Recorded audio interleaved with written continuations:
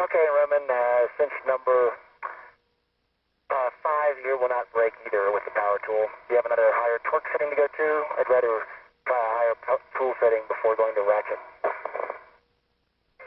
No, we don't, Tom. We're going to have to do the manual method. Okay, give me a minute.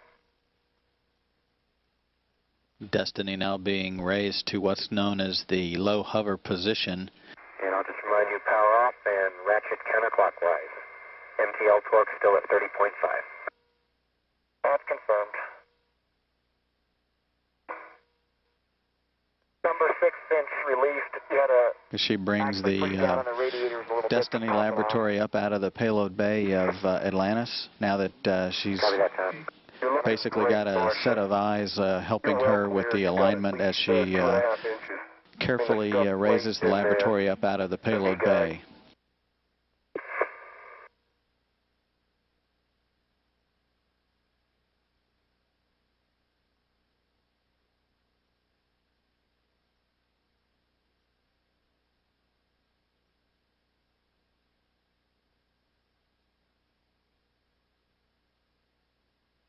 The 16-ton Destiny laboratory now clear of the payload retention latch assemblies.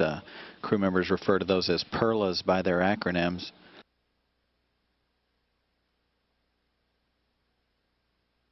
Port side is well clear.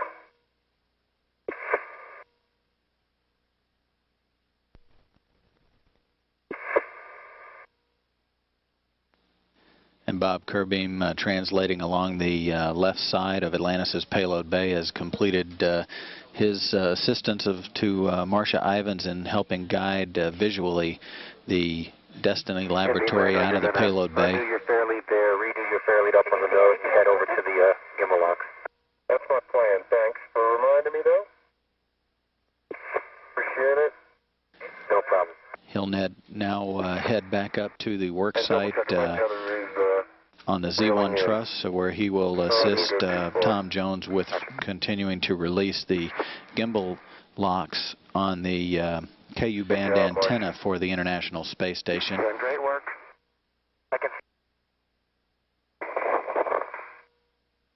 This sequential still image from Atlantis and the International Space Station, with the Destiny laboratory now basically in the vertical position about halfway through this 180-degree rotation.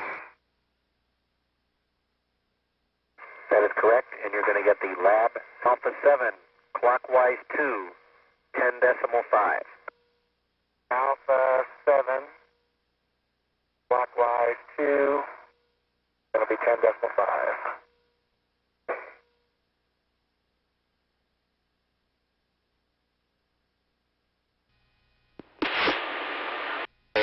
Caution to stay away from the dish.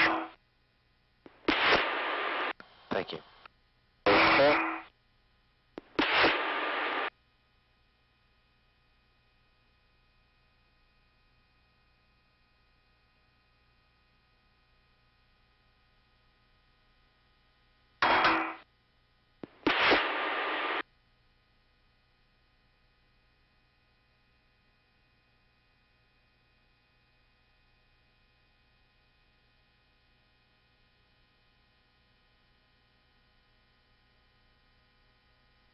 Checking, and a thanks to Leroy for doing those bolts.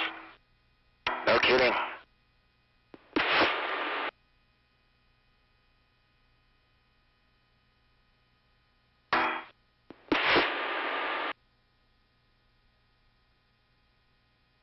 The PG2. Can we recheck those settings for you? It's Bravo 6. Clockwise 2, 30.5. Well, why don't we use Bravo 7, counterclockwise 2. Oh, counterclockwise. Yeah, okay. I got 6 set in. Yeah, it was counterclockwise, sorry. Okay. And when you do this, you're going to release 3 of the bolts, and it should be about 8 turns.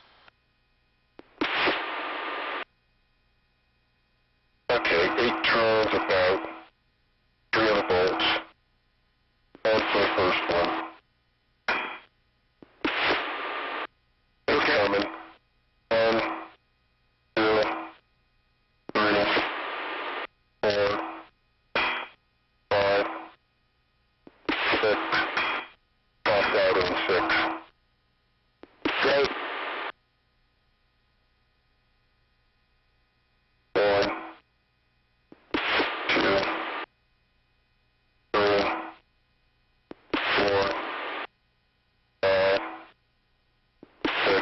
off throttle and 6.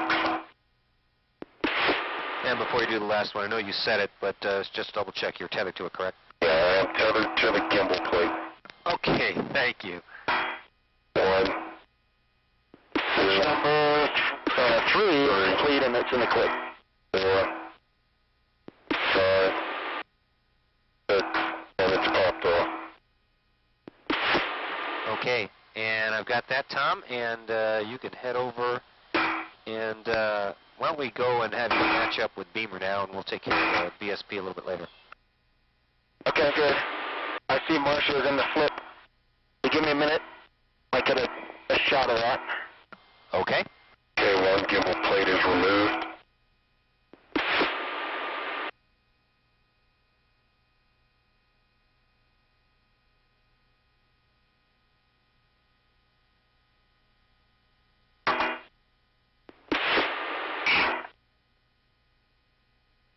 Houston, Atlantis. Go ahead, Marcia. The lab is flipping. Tell Jenny I said la la la la la la. I'll pass that along. I don't know if I can do it as accurately, but I'll do so.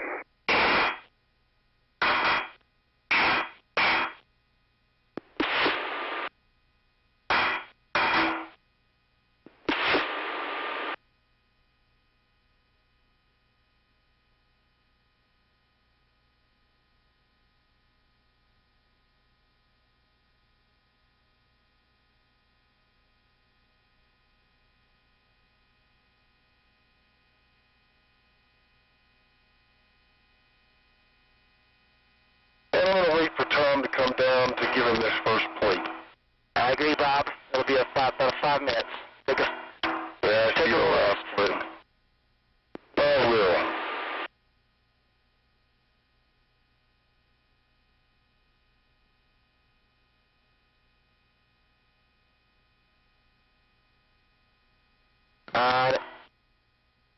Taco and Marsha and Raymond, if you can get this on the helmet cam, it might be nice.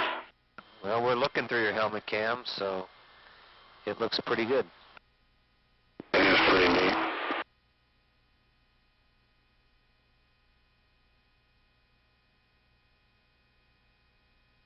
You can stand it, I'll wait for about another 45 degrees of rotation. We are 2 hours and 15 minutes into your EVA. Okay. I'm liking it so far.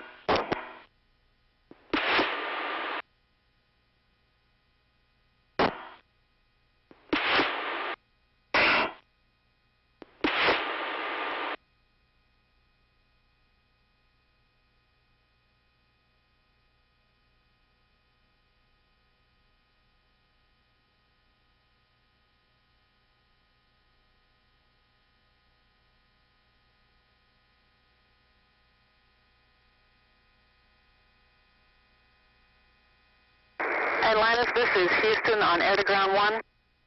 Go ahead.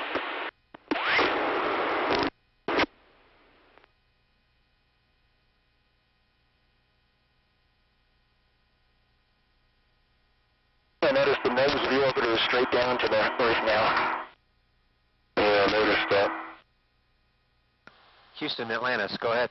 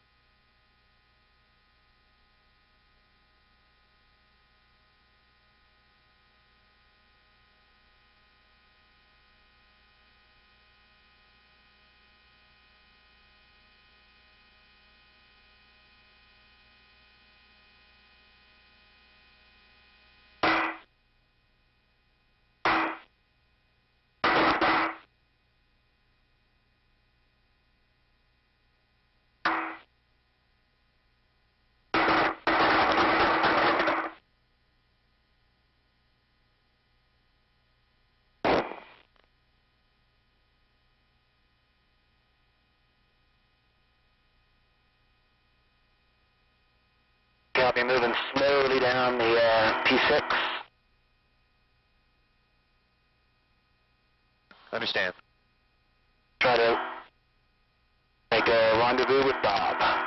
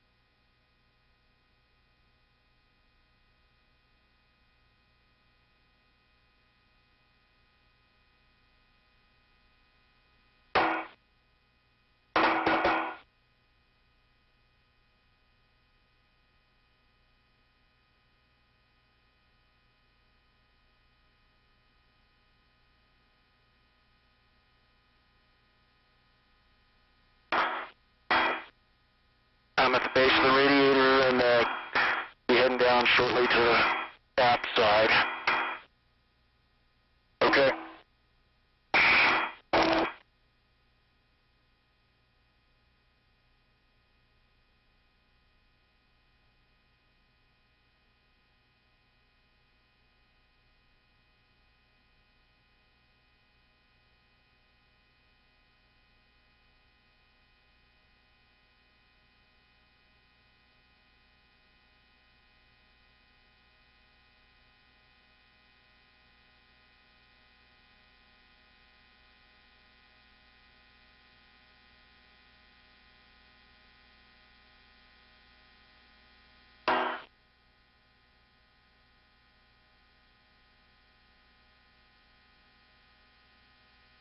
Bob, just let me clear my tether up here. I've got to get a little bit more slack in it to come down.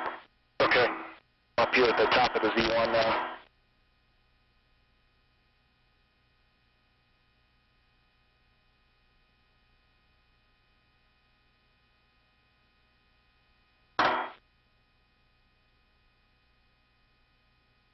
Okay. And Houston Atlantis, if you're back, we were ready to copy your last.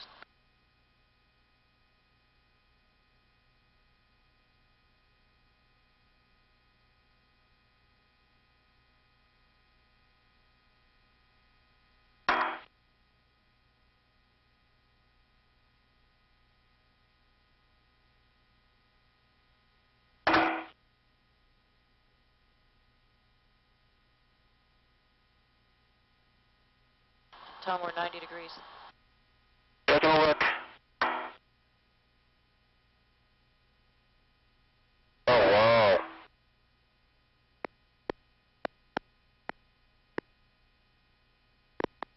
Unfortunately, Marcy is too close for me to get a good pic. Yeah, she's close.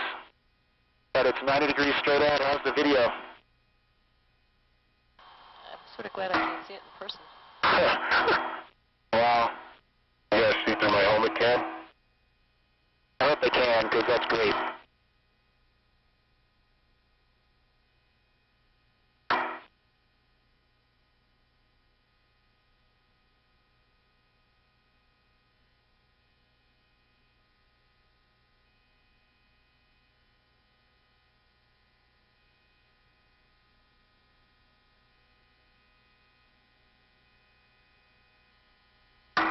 Amazing. Yep.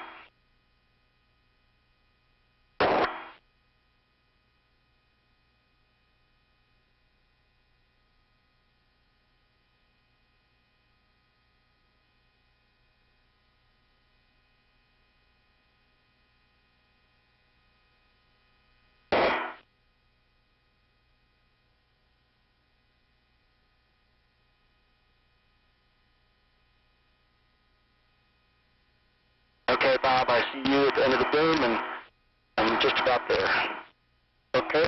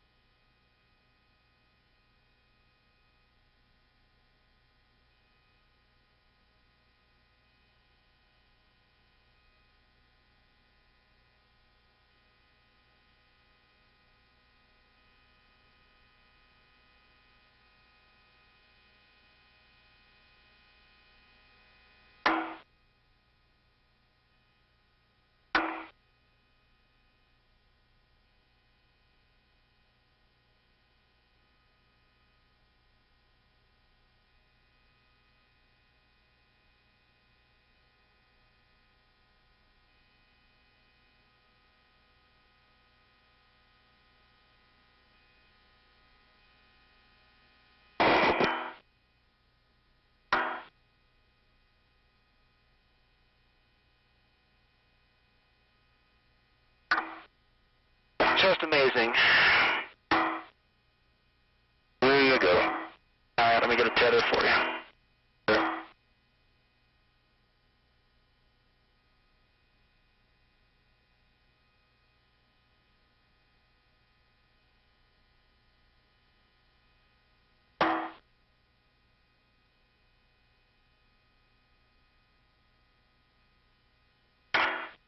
He needs a lot of slack.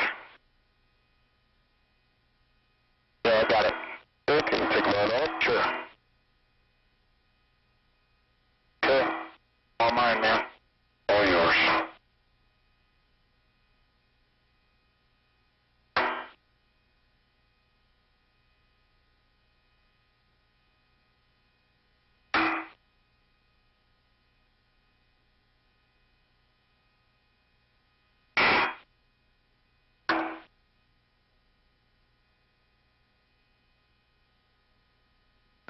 Yeah, you're tethered to the other one? Not yet.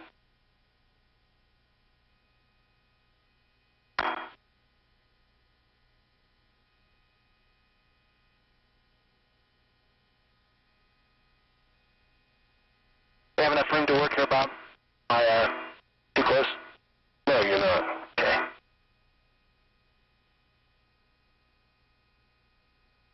Oh, you're sliding down. All right, good.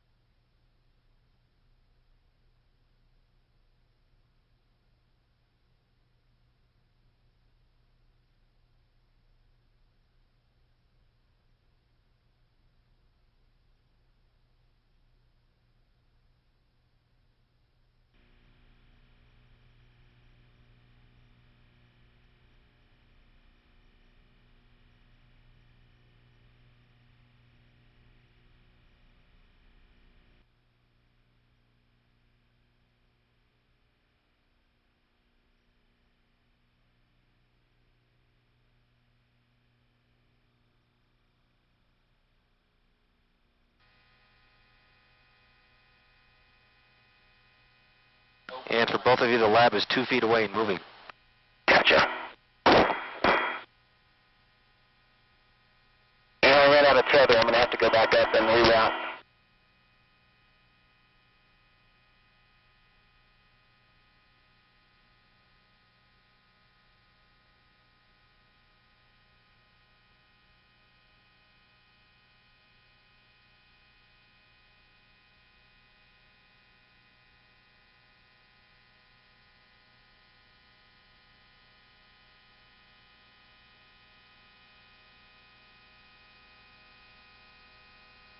Alpha Atlantis, the lab is on the way to the node. We're 19 inches out. Copy 18 we have a great picture.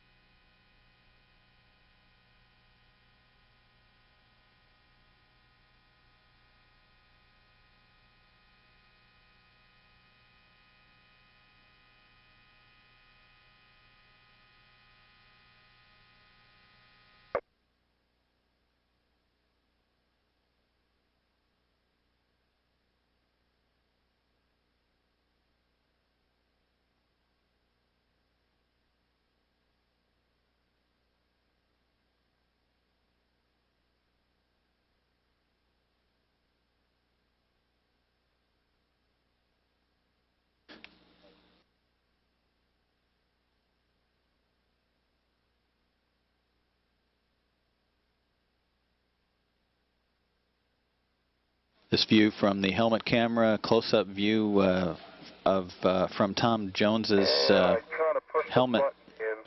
The view as he sees it outside the Destiny laboratory, preparing to connect the heater cable.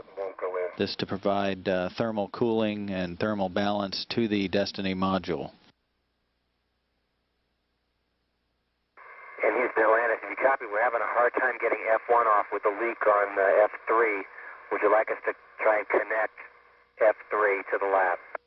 Affirmative. Beamer, connect F3 to the lab. M5. Stay over. What you're seeing there is the ammonia that they're referencing coming out of that quick disconnect, and the procedure for that when it's leaking out of that disconnect after he opened it is to as soon as he is able to connect that quick disconnect to the lab where it is destined to be. It's simply the quick disconnect that's leaking at this point, and it will stop as soon as he has got it attached to the lab itself. We got to get that M1 closed off. Roger that. I concur. Bob Kerbeam now halfway through the task of running the umbilical lines for the coolant system on Loop B. Loop A was the loop that one line, which was the return line that had the initial leak in it. On the second go-round, there was no leak at all visible, and the connections were clean. Those were mated without incident, and now the first of two remaining umbilicals has been mated also without incident. So only one thermal control system or thermal control loop umbilical remains to be seated. And again, this is to provide the necessary coolant lines from the space station to the laboratory Destiny. Okay, great. And that's down by your feet. I'm checking, Taco. Astronaut Tom Jones brushing down And his Taco, partner, looks like Bob everybody's happy Kerbeam. with that. You have a go. Put it in work. Alpha, Houston Station with a correction.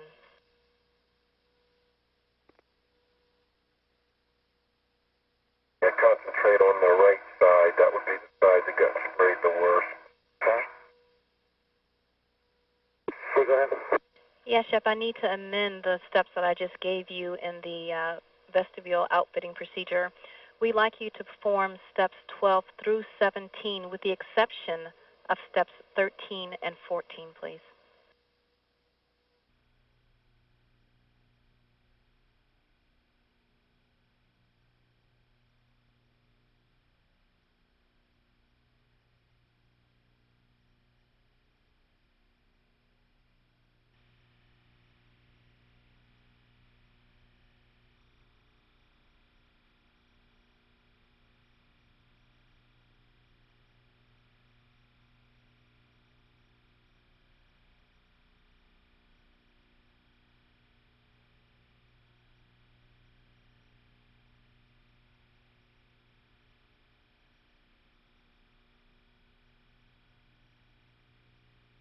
Then you're going to be removing the 4 fluid caps, checking for ammonia crystals and stowing them on your fish stringer, and after that getting into the APFR.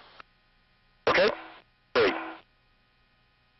Clocking of 8.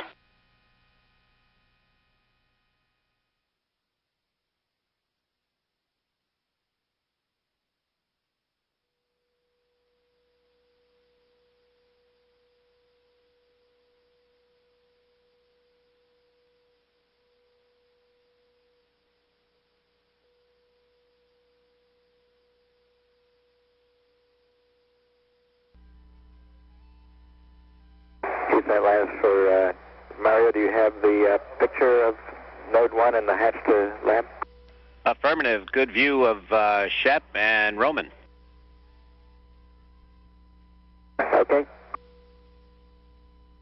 Inside the space station's Unity module, pilot Mark Polanski in the background there with Commander Bill Shepard, who was just in the view, has just floated out of the view. We're prepared for the initial hatch opening for the newest module of the International Space Station, the Destiny Laboratory.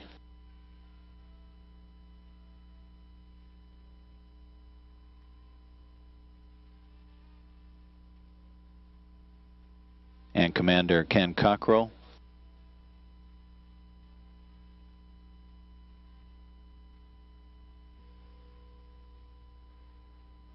Well, we're all here in Node 1 for a really happy moment. It's been a lot of hard work on thousands of people's part and a long number of years getting ready to bring the Destiny Laboratory to the International Space Station. It's finally here. It's gone through a lot of wickets. We've gone through a lot of effort to get it attached, and now we'd like to turn it over to Shep so that he and his crew and the subsequent crews can begin the process of scientific research and better living in space. Now, Shep, before we hand it over to you, we have a little paperwork for you.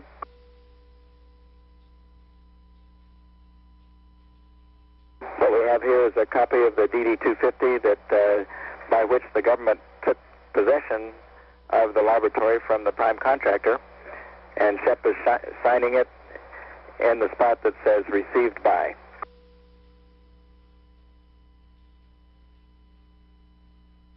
And now, Houston, as you know, because it's a brand new module, we're all going to don some very classy goggles, and we'll get Shep to open the door.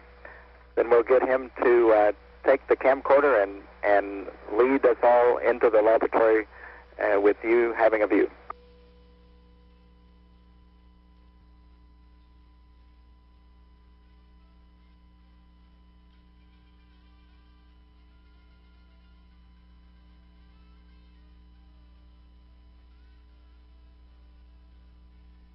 The hatch to the Destiny module open. The two commanders, Commander Bill Shepard of the Expedition 1 crew and Commander Ken Cockrell of the STS-98 crew of Atlantis, heading into the Destiny laboratory.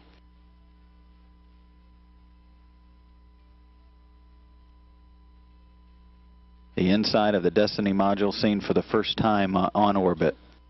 38 minutes after the hour, the hatch was opened to a new era in space scientific investigations.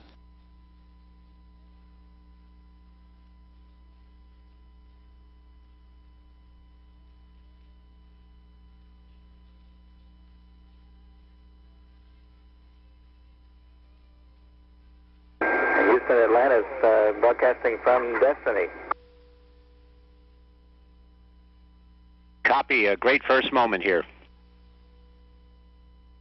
The lab looks and feels and smells great, and looks like all the hard work has really paid off. It's a beautiful piece of hardware in here. And from Houston Station, we're watching it down here, and it looks awesome, and we hope you guys enjoy your new room on your house.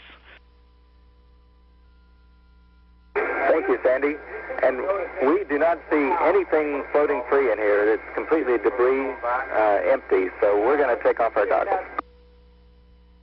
And we copy.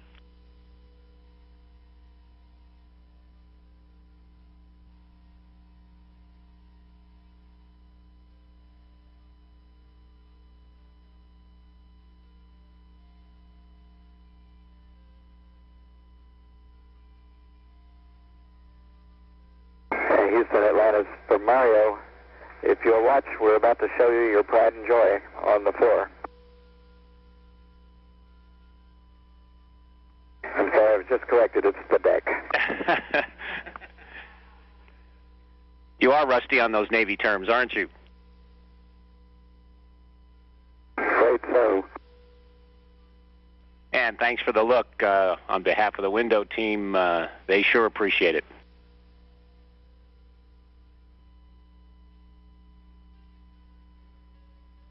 Now back inside the laboratory, pilot Mark Polanski in the foreground, mission specialist Marcia Ivins. Houston, just want to let you know, as you were setting up that last scene, you had dropped out. We had lost TV. We went into blockage, but we're back with you now.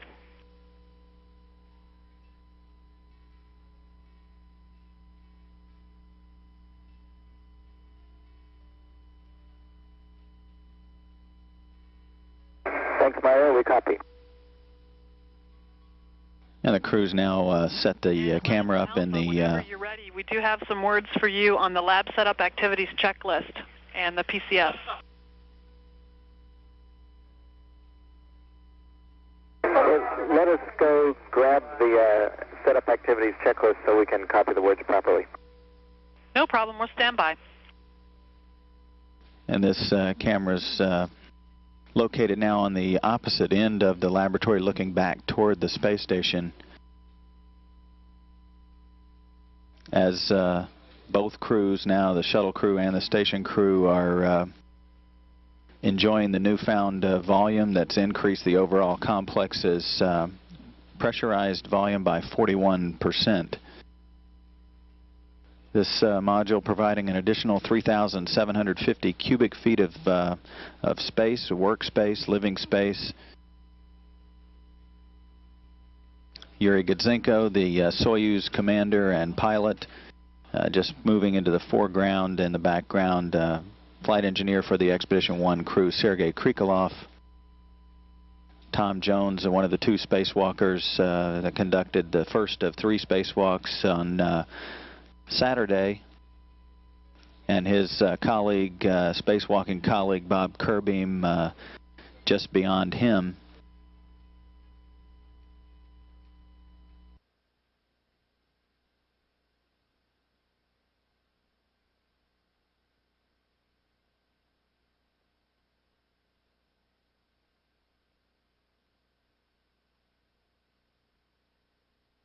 This is an AVCO that's been signed by all the folks who worked on the lab, and here it is in the lab. They should be very proud of it. We're proud of it. We're going to bring that home so that they can display it down at the Cape.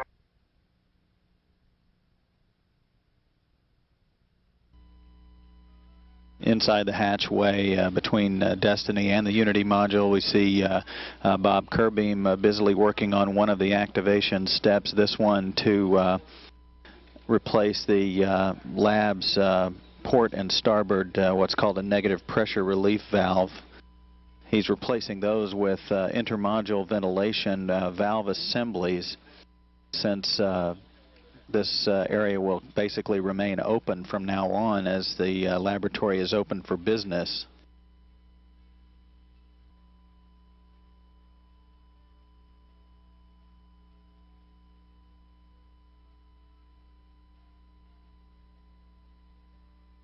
We see Taco has found a home already.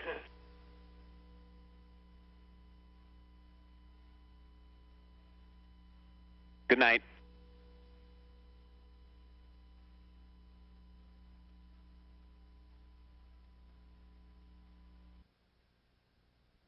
Aboard the International Space Station's Destiny module, the Expedition 1 commander Bill Shepard. We're starting to see equipment being mounted on the walls of the what originally was a very clean module is now beginning to look a little more active as crew members begin the process of systematically activating a whole host of equipment in the systems racks that were launched pre-integrated inside the module.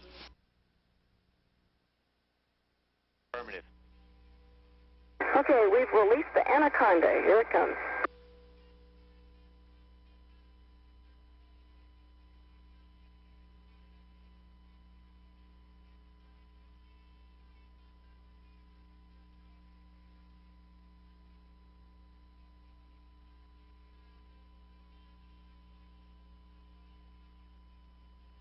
Looks mighty dangerous from down here. Be proud. Yeah, Beast should be proud. Houston Station from Alpha. And go ahead, Marcia. So, Yuri, the man, just finished step 6 on the starboard side, and it looks as Beast would be proud of him.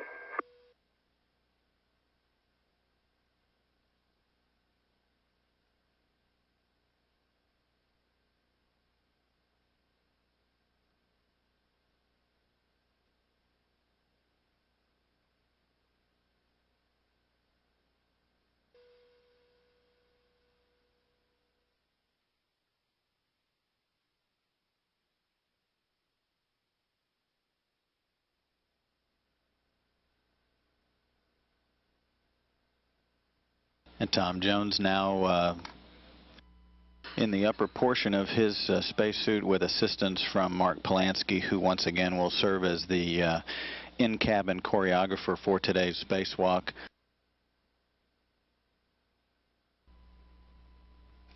Inside Atlantis' airlock now, we see Tom Jones and Bob Kerbeam, the two spacewalkers, with the in-cabin choreographer for this spacewalk, Mark Polanski. Mark Polanski is also the pilot of Atlantis' mission.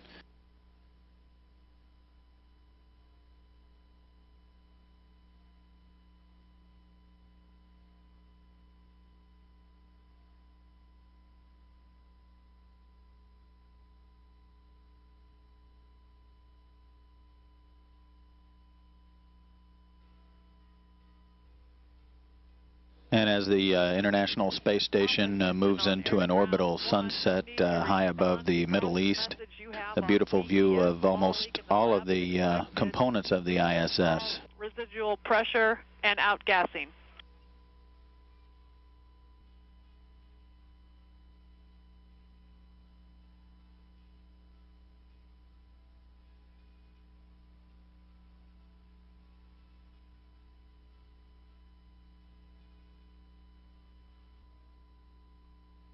This is Mission Control Houston live from space. The International Space Station and the Space Shuttle's robotic arm now in motion as Marcia Ivins basically operating that arm remotely from the flight deck of Atlantis, preparing to maneuver that arm into position to capture the grapple fixture on the docking port that she temporarily stowed up on the Z1 truss element 2 days ago.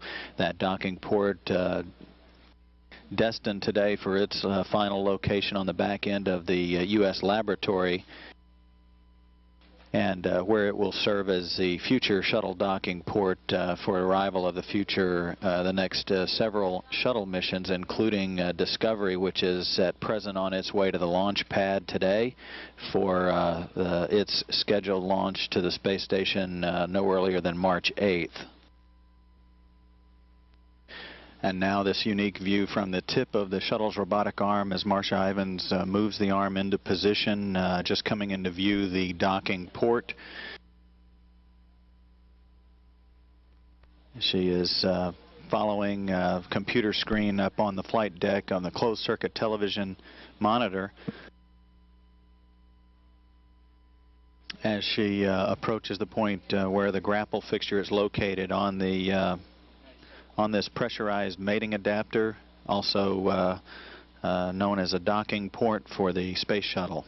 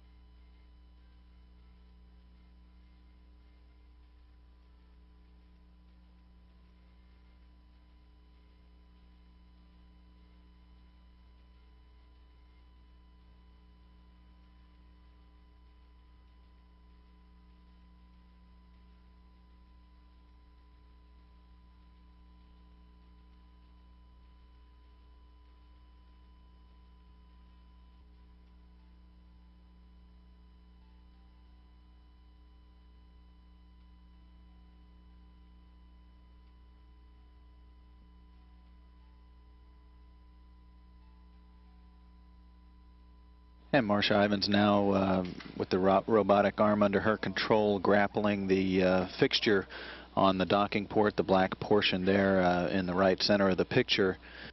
That docking port will be released by Tom Jones. The manual berthing latches will be released. And we do have a report that the capture is confirmed, so when the two astronauts are ready, the spacewalk today will begin. And we saw Marcia. It looked great. Thanks. The lights are all on, Tom. Okay, guys. I think it's a great day to go and do a spacewalk. So, Beamer, when you're ready, I know the thermal cover is down, so you can go ahead and egress. That is clear, Bob. Okay.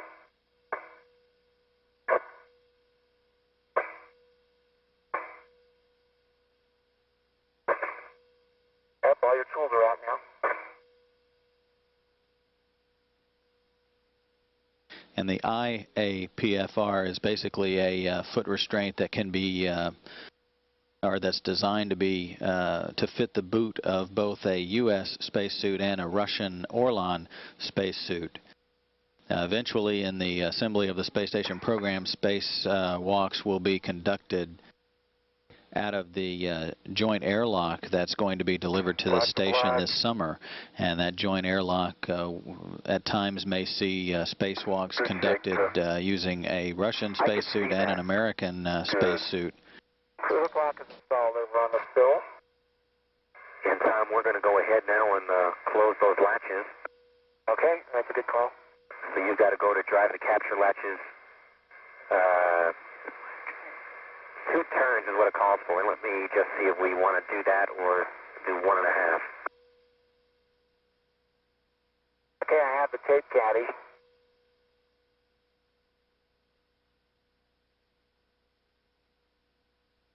Roger.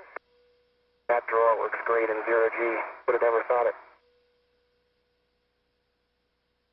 This unique camera view now looking from the inside of the docking port that Marcia Ivins is moving into position over the common berthing mechanism on the back end of the laboratory module Destiny.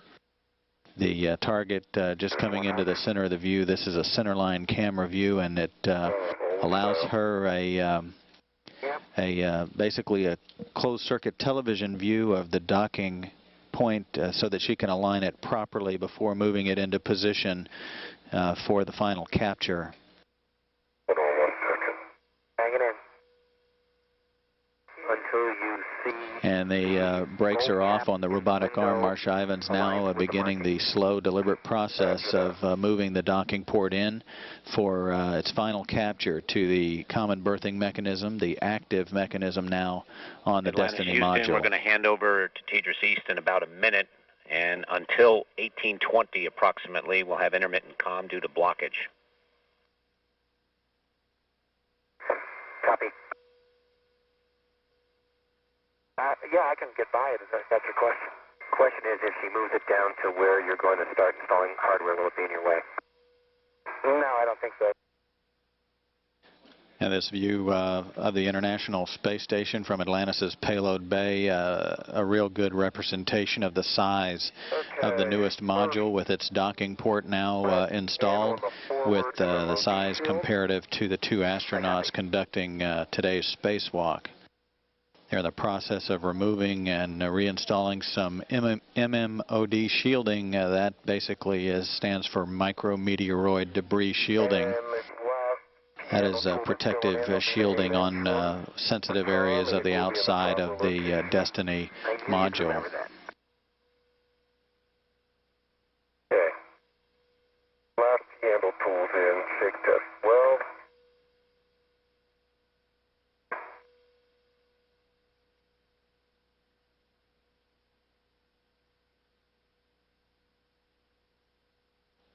Tom Jones at the top of the picture, distinguishable by the red stripes on the pant legs of his suit.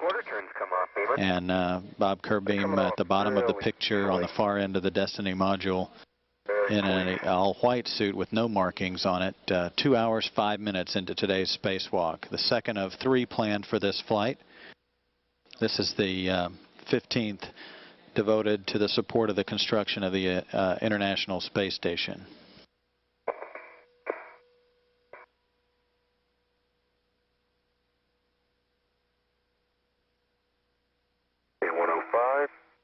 There.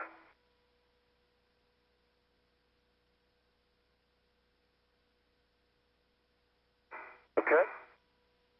Nothing. 103. 103.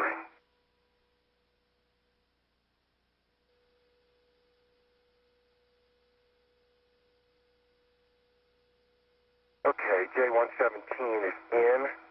They put the little booty down. Okay, that one's done.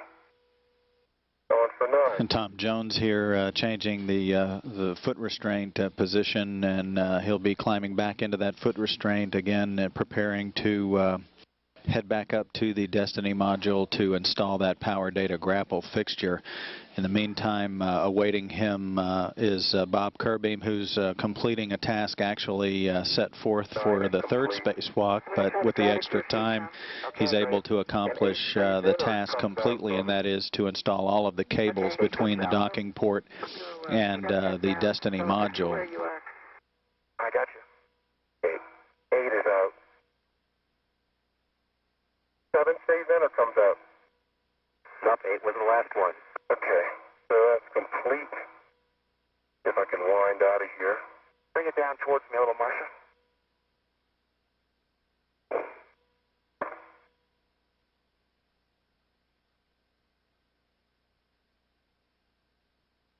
Nicely done. Okay, I'm in there. Let's bring me up in the bay a little bit so I can get this right angle drive configured.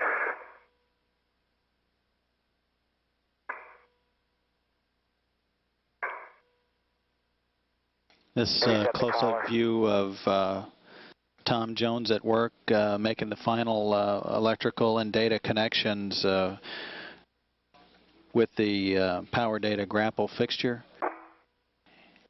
And at the same time, we get a report on the space station flight control team side that all of the connections that Bob Kirby made between the docking port that was moved this morning to its new location on the laboratory Destiny, all those connections appear to be good. The report is all of the heater lines are showing signs of operation, so good news that those connections were mated properly.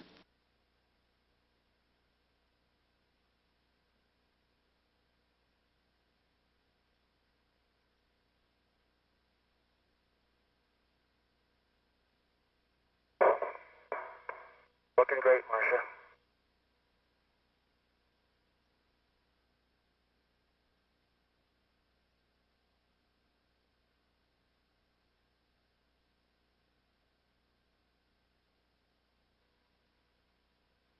Did it slide on easily? It seems like it's almost riding up. Yeah, it went on just real easy. Just riding up on there. Yeah, Roman, what's happening is the whole bolt is sliding up into the head of the PGT, and so it's not getting pushed down where it can engage. Give me a second.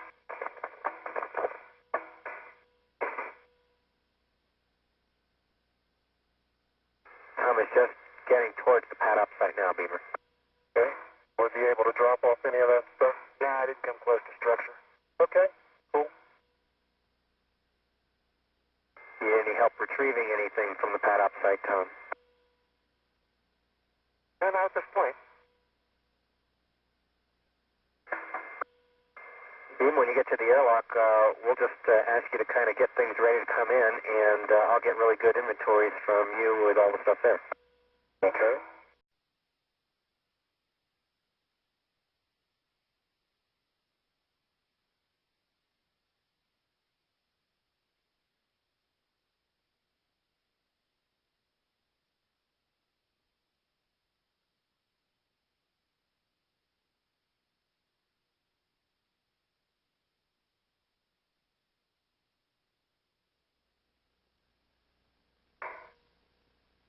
Okay, Roman, cinch number 5 here will not break either with the power tool. Do you have another higher torque setting to go to? I'd rather try a higher tool setting before going to ratchet. No, we don't, Tom. We're going to have to do the manual method. Okay, give me a minute. Destiny now being raised to what's known as the low hover position. And I'll just remind you, power off and ratchet counterclockwise. MTL torque still at 30.5. That's confirmed. Number 6 cinch released. You had a... She brings the Destiny laboratory up out of the payload bay of Atlantis, now that she's basically got a set of eyes helping her with the alignment as she carefully raises the laboratory up out of the payload bay.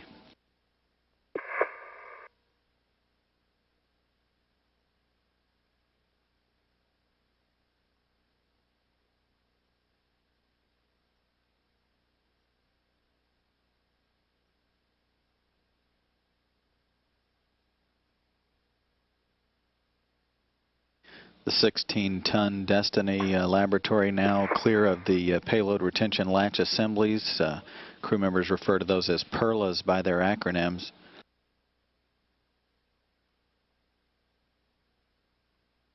Port side is well clear.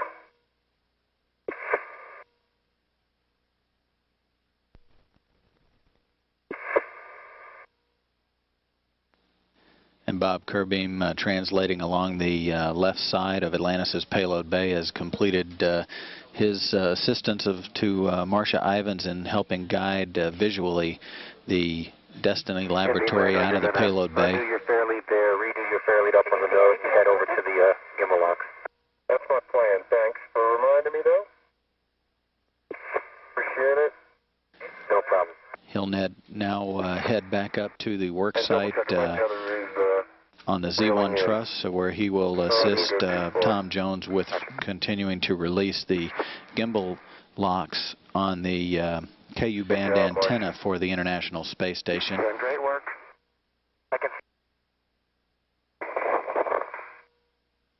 This sequential still image from Atlantis and the International Space Station, with the Destiny laboratory now basically in the vertical position about halfway through this 180-degree rotation.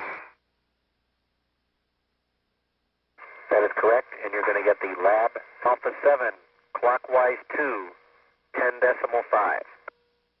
Alpha 7, clockwise 2, that'll be 10.5.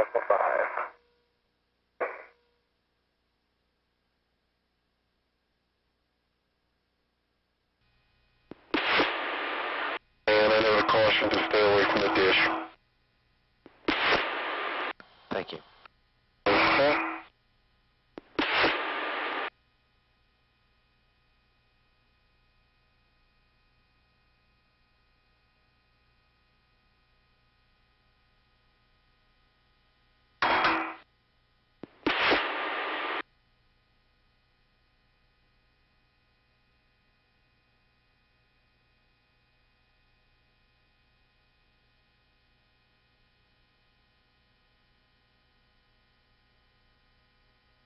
Double check in, and a thanks to Leroy for doing those bolts.